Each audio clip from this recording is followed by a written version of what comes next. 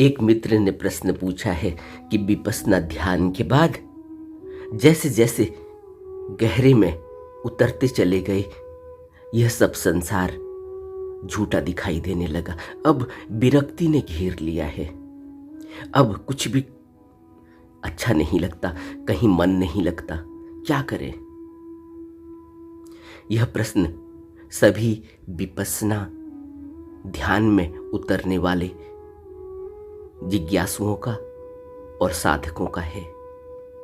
और यह एक लक्षण भी है कि विपश्यना ध्यान या कोई भी ध्यान में उतरने के बाद उसकी गहराइयों की तरफ बढ़ने के लिए या पहले कदमों को आगे बढ़ाने के बाद ऐसी विरक्ति, ऐसा सूनापन और संसार के प्रति बहुत ही विरक्ति का भाव पैदा होता है।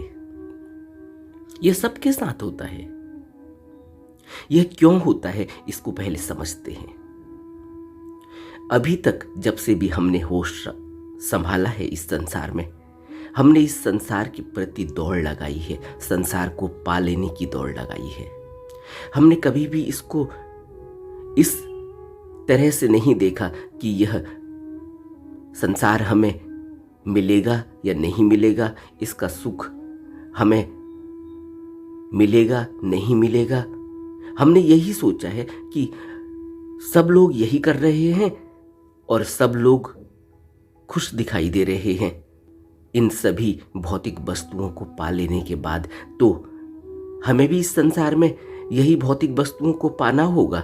अच्छा घर बनाना होगा, अच्छी गाड़ी खरीदनी होगी, अच्छी नौकरी चाहिए, बाल बच्चे, शादी, और इस दुनिया में, इस संसार में, इस समाज में हमारा एक स्टेटस हो, हमें लोग जाने, हम यहाँ एक उत्तरदायित्व को निभाने वाले व्यक्ति बने, लोगों का कल्याण करें, लोगों का भला करें और उस कल्याण और भले में अपना भी उत्थान करें। लोग हमें यहाँ हमारी वाही वाही करें, हमारा मान सम्मान हो, हमारे कुल का नाम बढ़े, हमारे देश का नाम बढ़े, हमारे माँ बाप का नाम बढ़े, लोग हमें इज्जत की दृष्टि से देखें। यही तो हम यहाँ करते हैं। और इसीलिए हम संसार में बचपन से ही हमारी शिक्षा दीक्षा, हमारा जीवन इसी तरह से चलता है इस समाज में, और हम उस समाज का हिस्सा हैं। और हमारी दौड़ भी उसी समाज को पा लेने के लिए होती है, भौतिक साधनों को पा लेने के लिए होती है। लेकिन हकीकत कहाँ पता चलती है? हकीकत पता चलती है जब हम ध्यान में उतरते हैं, क्योंकि ध्यान हमें संसार की तरफ नहीं ले जाता, संसार नहीं दिखाता। ध्यान तो हमें अपने को दिखाता है, ध्यान तो हमें अपना चेहरा दिखाता है, ध्यान तो हमें हमारा असल, हमारा जो वजूद है वह दिखाता है। उस ध्यान एक आईना है जिसमें हम अपने असल की तस्वीर देखते हैं, अपने असल का चेहरा देखते हैं। और असल क्या है?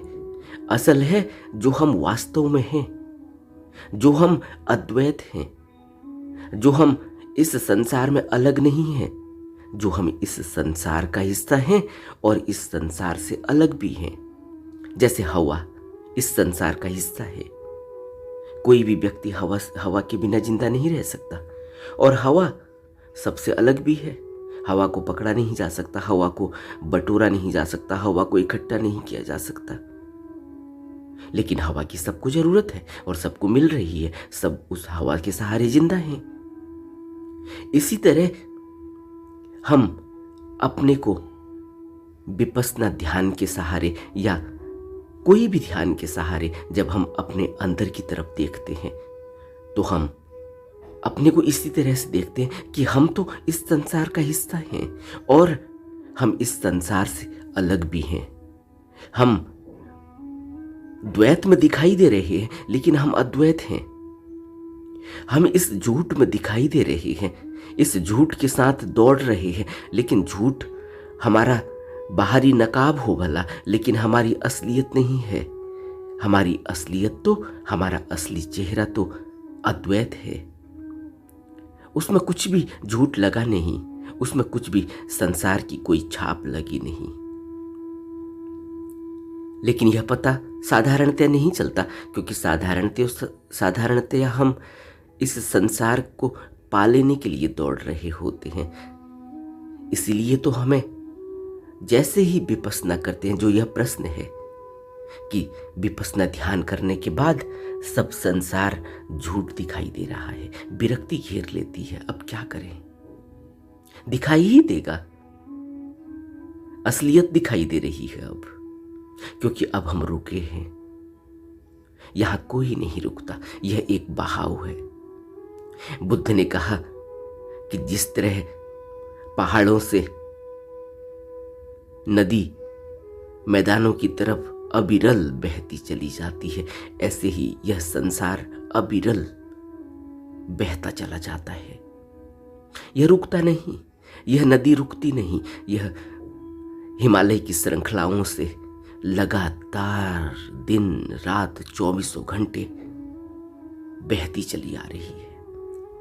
और समुद्र में जाकर यह सब समा जाता है, और फिर समुद्र से फिर एक तपिश उठती है, फिर बादल उठते हैं, फिर वाष्पीभूत हो जाता है यह पानी, बादलों के रूप में फिर आकाश में चला जाता है, और फिर एक सतत वही श्रृंखला फिर चलने लगती है। फिर वह बादल बरसता है, बर्फ गिरती है, पानी गिरता है, बरसात होती है, और वह बर्फ फिर हिमालय की श्रृंखलाओं में पहाड़ों में जमती है, और फिर धीरे धीरे निरंतर पिघलती रहती है, और पानी के रूप में, नदी के रूप में, मैदानों में इतनी बड़ी, इतनी विशाल नदी के रूप में दिखाई देती है, और फिर इतना विशाल, इतना भयावह समुद्र हमें दिखाई देता है। यह अविरल चलता है, अविरल चलता है यह। इसी को बुद्ध ने हमें बताने की कोशिश की, हमें समझाने की कोशिश की कि यह संसार ऐसा ही है, और हम इस संसार का हिस्सा हैं। और जब हम इस संसार के इस हिस्से को थोड़ा रुकते हैं और रुक कर खड़े होते हैं, उसको हम ध्यान करना कहते हैं। जैसे ही हम रुकते हैं, तब हमें पहली बार यह असलियत दिखाई देती है। अरे, यह तो एक गोलाकार कोई चक्र घूम रहा है, हिमालय से बूंद बूंद पिघल रही है नीचे मैदानों की तरफ इतनी बड़ी नदी के रूप में, कल कल लगातार बहता हुआ पानी समुद्र में मिलता हुआ, और फिर तपिश सूरज की, और फिर वाष्पीभूत हुआ यह पानी दिखाई भी नहीं देता, और फिर बादल दिखाई देते हैं, फिर गरजते हैं आसमान में, और फिर बर्फ के रूप में, फिर हिमालय की श्रृंखलाओं में सफेद चादर बिछ जाती है, और फिर वही निरंतर तपिश में सूरज की बूंद बूंद पिघलता हुआ यह पानी। ये देखते हैं आप, यही है सारा संसार है। न जाने कितने जन्मों से हम भी इसी तरह बूंद बूंद पिघलते हुए नदी के रूप में, फिर समुद्र के रूप में, फिर वाष्पीभूत होकर बादल के रूप में, और फिर वर्षा के रूप में, हिम के रूप में, फिर बरसते हुए निरंतर यह चक्र चलता रहता है। हम यही बूंद हैं, और पहली बार हम रुकते हैं विपस्सना ध्यान में। जब हम डूबते हैं, जब हम करते हैं, तो पहली बार हम रुकते हैं, और रुकते हैं तो तब दिखाई देता है, अरे यह झूठ, मैं तो इससे अलग भी हूं। तब दिखाई देता है कि मैं यह दौड़ क्यों लगा रहा हूं, और जो मैं यह दौड़ लगा रहा हूं, इसमें कुछ भी तो मैं तो इसका कोई हिस्सा ही नहीं हूं। हिस्सा नजर आता है लेकिन मैं तो कब वाष्पीभूत हो जाता हूं मुझे पता ही नहीं चलता। समुद्र में इकट्ठा हुआ वह पानी जो हिमालय की एक बूंद के रूप में हिमालय से पिघला था और समुद्र में आकर इतना भयानक बन जाता है, इतना बड़ा समुद्र गरजता हुआ, गड़गड़ाता हुआ, उसकी लहरें डरा देती हैं। और फिर उसमें से कब वो सूरज की तपिश से वह बूंद फिर वाष्पीभूत हो जाती है, हमें तो पता ही नहीं चलता। हम तो सोच रहे हैं कि यह समुद्र असलियत है। हम तो सोच रहे हैं कि यह जो नदी बह रही है यह असलियत है। असलियत क्या है? क्या है असलियत? असलियत है जो निरंतर यह चक्र चल रहा है, इसकी धुरी जहां है, जो कभी खत्म नहीं हो सकता, जिसकी कोई मृत्यु नहीं हो सकती, वह असलियत है। यानी यह ऊर्जा असलियत है। यह ऊर्जा जो सूरज की तपिश के रूप में हमें मिल रही है, यह ऊर्जा असलियत है जो हवा के माध्यम से हमको जिंदा किए हुए है। लेकिन हम तो हवा को महसूस करते हैं, उसके पीछे की उस ऊर्जा को हम महसूस नहीं करते। उसी हवा से जब बिजली बनती है तो हम जगमग रोशनी अपने घर में देखते हैं, लेकिन फिर भी हमें पता नहीं चल पाता। हम इस बिजली को देखते तो हैं लेकिन पता नहीं चलता कि यह बिजली किस तरह से दौड़ रही है, कौन सी ऊर्जा है जो दौड़ रही है। ध्यान के माध्यम से पहली बार हमें यह पता चलता है कि यह ऊर्जा जो निरंतर है, जिसको खत्म नहीं किया जा सकता, जिसके नष्ट होने का कोई उपाय नहीं, जो अद्वैत है, जो रूप में दिखाई देती है लेकिन अरूप है। तब हमें पहली बार यह पता चलता है कि हमारा यह शरीर भी झूठ है। तब हमें यह पता चलता है कि शमशान में उठ रही वो लपटें धुएं और आग के रूप में जब हमारे को छू जाती है, हवा के रूप में जब वो हमारे शरीर को छूती है, तब हमें पता चलता है कि अरे, यह व्यक्ति तो अभी हमारे सामने हमसे बात कर रहा था और इस व्यक्ति के सहारे तो मैं पैदा हुआ हूं। शमशान में उठती हुई लपटें अपनी मां की, अपने बाप की हमने देखी है, और अगर हमने नहीं देखी है तो हम आगे देखेंगे, उससे बचा नहीं जा सकता। और वह लपट जब हमारी इस काया को छुएगी, तब हमें पहली बार पता चलेगा कि यह मां की देह, जलती हुई देह से उठती हुई यह लपट, उठता हुआ यह धुआं, इसकी हकीकत तो कुछ भी नहीं है। हकीकत क्या है? तब पहली बार हमें झूठ दिखाई देता है, तब पहली बार हमें काया का झूठ दिखाई देता है। यही तो कायानुपश्य ही है। विपश्यना में जब हम कायानुपश्य ही करते हैं तो क्या देखते हैं? इस काया को बड़े ध्यान से इसका अवलोकन करते हैं। इस अवलोकन में हम यही तो देखते हैं कि यह झूठ है जो दिखाई दे रहा है ना। मेरा हाथ, मेरा पांव, मेरा यह पूरा कितना सुडौल शरीर, इसका अंग प्रत्यंग, इसमें उठती हुई वेदनाएं, भावनाएं, कामनाएं, दूर खड़े होकर मैं देखता हूं। तब मैं देखता हूं कि मैं कौन हूं जो दूर खड़े होकर देख रहा हूं, और मैं किसको देख रहा हूं।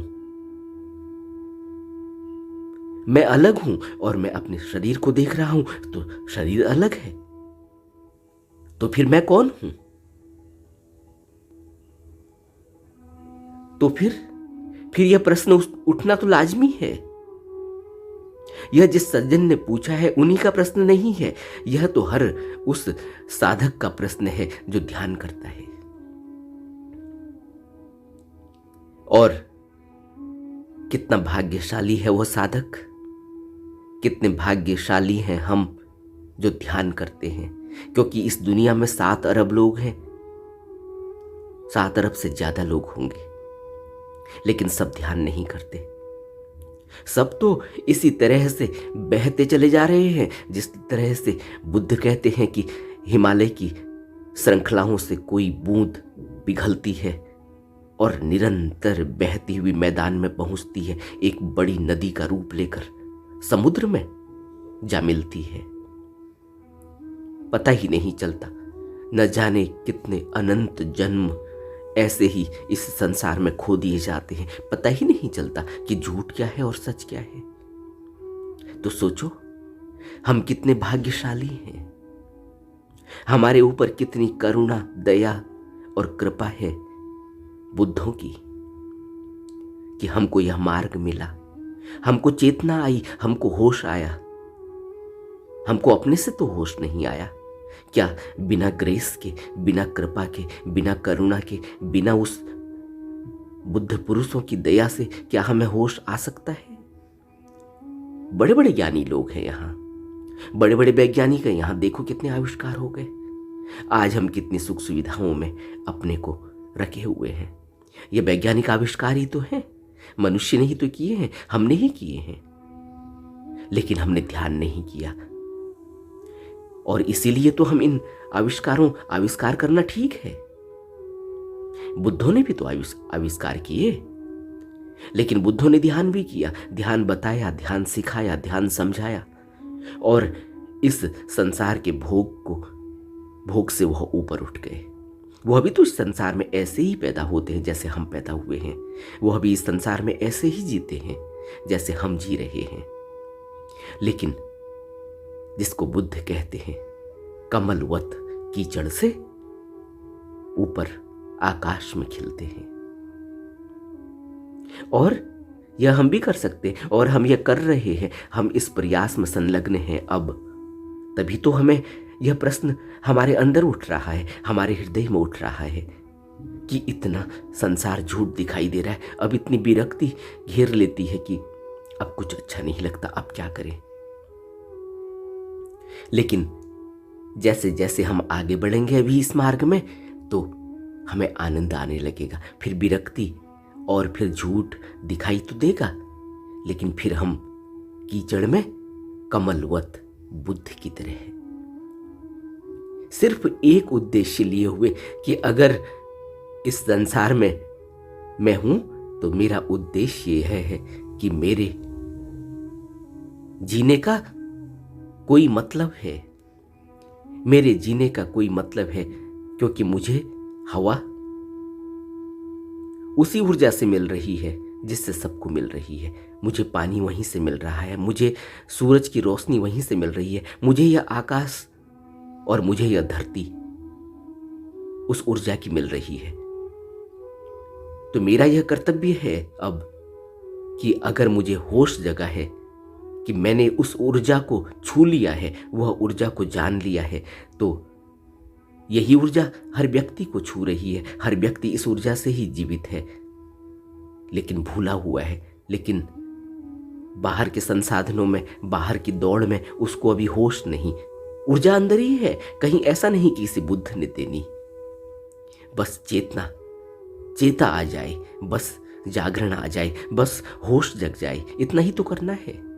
और अगर हमारा होश जग गया, अगर हमें थोड़ी सी भनक लगी है, तो फिर हम सहारा बन जाएं किसी का। फिर अपने और दूसरे का भेद नहीं रहता। तो यह विरक्ति, यह संसार जो अभी झूठ दिखाई दे रहा है, यह सिर्फ इतना ही अभी है कि अभी तो सिर्फ एक तार टूटा है। आपने देखा ना, एक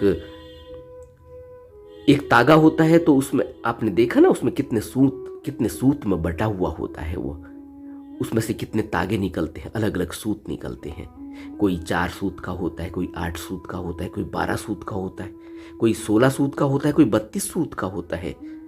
अगर आप लूम्स का आपने थोड़ा अध्ययन किया हो, जिससे हैंडलूम्स बना, हैंडलूम कहते हैं हम लोग। अगर हमने कॉटन इंडस्ट्री को थोड़ा सा अध्ययन किया हो, तो उसमें तागे के अलग अलग सूत होते हैं, 12 सूत, 16 सूत, 32 सूत, 4 सूत, 2 सूत। एक सूत। तो इसी तरह से जब हमारा एक सूत कटता है, निकलता है, अलग होता है, तब हमें थोड़ा सा पता चलता है कि अरे संसार तो झूठ है, मैं तो कुछ और हूं।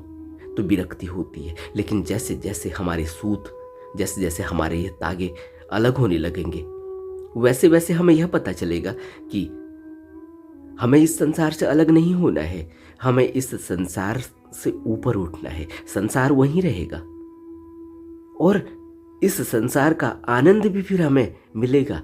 फिर हम इस संसार का सहारा लेंगे, हम इस संसार का सहारा बनेंगे। हम उन जो लोग अभी अज्ञान में हैं, जिनको अभी होश नहीं जगा, उनका सहारा बनेंगे। फिर हम इस संसार का भोग करेंगे। फिर हम इस संसार में जो भी सुख सुविधाएं हैं, इन सुख सुविधाओं में रहते हुए, जीते हुए इससे ऊपर कमलवत खिले रहेंगे। तब हमें यह झूठ नहीं दिखाई देगा। तब हमें यह दिखाई देगा कि यह संसार बनाने का एक मतलब है, एक पर्पज है। यह तो पहले से ही रखा हुआ है। हमने यहाँ क्या हमने यूरेनियम बनाया? क्या हमने रेडियम बनाया? क्या हमने एटम बनाया? क्या हमने सोना बनाया? क्या हमने हीरा बनाया? हमने कुछ नहीं बनाया, यह तो रखा ही हुआ है। हमने तो इसको उघाड़ा है, हमने तो इसको खोद के बाहर निकाला है अपनी बुद्धि से, अपनी सोच समझ से। और यह बुद्धि और यह सोच समझ भी हमारी नहीं है, हमें तो मिली हुई है।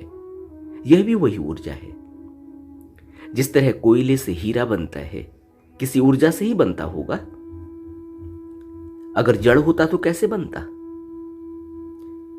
पल प्रतिपल बदल रहा है सब कुछ, इसीलिए तो बुद्ध अनात्म कहते हैं।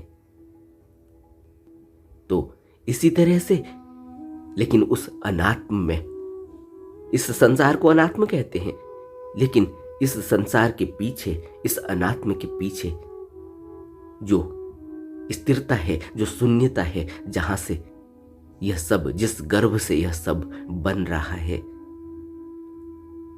उस ऊर्जा से एक एकाकार हो जाना, उस ऊर्जा को इस पूरे संसार में देखना। अभी तो हमने वहां डुबकी लगानी है।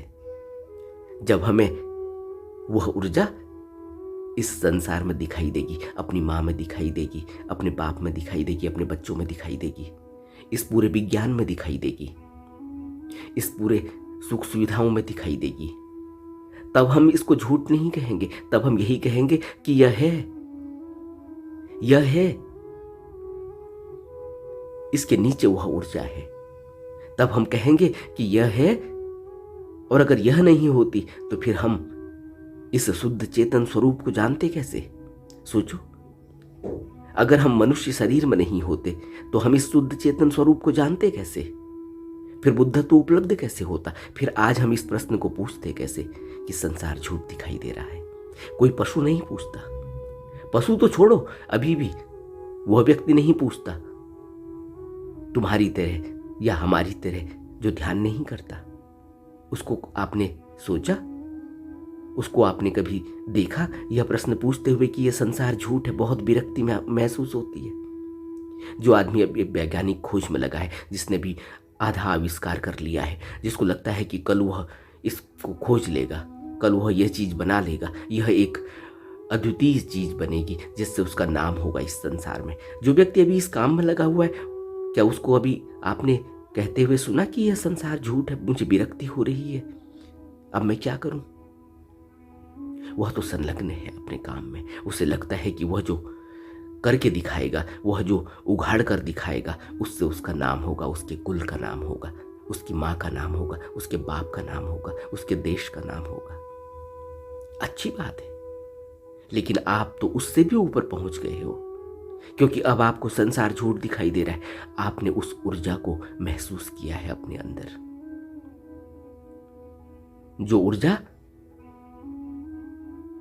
हमें इतना बड़ा बना दी है, जो ऊर्जा माँ बाप के मिलन से जो ऊर्जा निकली थी, एक छोटे से कण के रूप में जो दिखाई भी नहीं देता था, और आज वह कण जो दिखाई भी नहीं देता आज वह यह सोच पा रहा है कि यह संसार झूठ है। सोचो, वीर्य का वह एक कण जो दिखाई भी नहीं देता, इस आश्चर्य को देखते हैं आप? वीर्य का वह एक कण जो दिखाई भी नहीं देता, मां बाप के मिलन से गर्भ में जब रुकता है, 9 महीने 10 महीने के बाद, शेप लेने के बाद जब बाहर आता है तो दिखाई देता है आंखों से, और उसके बाद आज इस अवस्था में है जो ये कह रहा है कि यह संसार झूठ दिखाई दे रहा है, विरक्ति महसूस होती है। इस आश्चर्य को देखते हैं आप? कितना बड़ा आश्चर्य है और कितने भाग्यशाली है वह एक वीर्य का कण। कितना भाग्यशाली है कि वह उघाड़ पाया अपने आप को, या उघाड़ पाने की अभी प्रक्रिया में है, जो यह कह पा रहा है कि यह संसार झूठ दिखाई दे रहा है, क्योंकि उसने कहीं न कहीं उस ऊर्जा को अपने अंदर महसूस किया है। एक पल के लिए सही, एक पल के भी हजारवें या लाखवें भाग में ही सही उसने उसका आभास किया है अपने अंदर। अभी तो बहुत कुछ होना है, अभी तो वह होना है जब बुद्ध की तरह शांति होगी। अभी तो वह होना है जिसको बुद्ध कहते हैं कि कीचड़ लेकिन कमल ऊपर खिला है, और उस कमल की महक, उसका सौंदर्य इस पूरे संसार को जगमग किए हुए है। इस पूरे संसार को यह बुद्ध पुरुषों ने इस संसार को दिया है, दिखाया है, और आज भी उस दान को, उनकी उस महाकरुणा को, उनके उन वचनों को हम अपने हृदय से लगाते हैं, उस पर चल रहे हैं, और बुद्धों की यह श्रृंखला निरंतर इस धरती पर हमको सहारा दे रही है। हम उन बुद्ध पुरुषों से जो अभी जीवित हैं, बुद्ध ने कहा है कि यह धरती कभी खाली नहीं होती। सभी बुद्ध पुरुषों ने कहा कि यह धरती कभी भी बुद्धों से खाली नहीं होती, यहाँ बुद्ध पुरुष हमेशा रहते हैं। अगर यहाँ बुद्ध पुरुष नहीं होते तो सोचो क्या होता। कबीर ने क्या कहा है? संत न होते जगत में तो जल मरता संसार। कबीर की वाणी है, संत न होते जगत में तो जल मरता संसार। कैसा बैलेंस बना है, देख रहे हैं आप कैसे बम गिर रहे हैं। और कल मैंने आपसे बात कही थी कि एक व्यक्ति के गुस्से से यह पूरी सृष्टि खत्म हो सकती है, लेकिन बुद्ध भी इस धरती पर मौजूद है, एक बैलेंस बनाए हुए हैं। सोचो, और जिस समय बुद्ध यह चाहेंगे उस समय यह भी हो जाएगा। तो यह एक मौका है हमारे लिए, और इस मौके को गंवाना नहीं चाहिए। हर व्यक्ति को ध्यान करना चाहिए। ध्यान हर व्यक्ति की विरासत है, ध्यान हर व्यक्ति को करना ही होगा। उसके अलावा, उसके बिना कोई सहारा इस संसार में मिल नहीं सकता। हम झूठ के सहारे जितने मर्जी बना लें, हम जितने मर्जी बच्चे पैदा कर लें कि यह सहारा बनेंगे, हम जितना मर्जी विज्ञान की खोज कर लें कि यह सहारा बनेगा, कोई सहारा नहीं बनेगा। सिर्फ ध्यान सहारा बनेगा, और ध्यान के लिए हमें रोज वक्त देना होगा। सब काम रुक जाएं भला, ध्यान से जरूरी कुछ भी नहीं इस दुनिया में। यह बुद्धों ने हमें बताया, बुद्धों ने हमें समझाया कि ध्यान से महत्वपूर्ण इस जगत में कुछ भी नहीं। जो ध्यान कर रहा है वही यहां असली काम कर रहा है। हमें विचार करना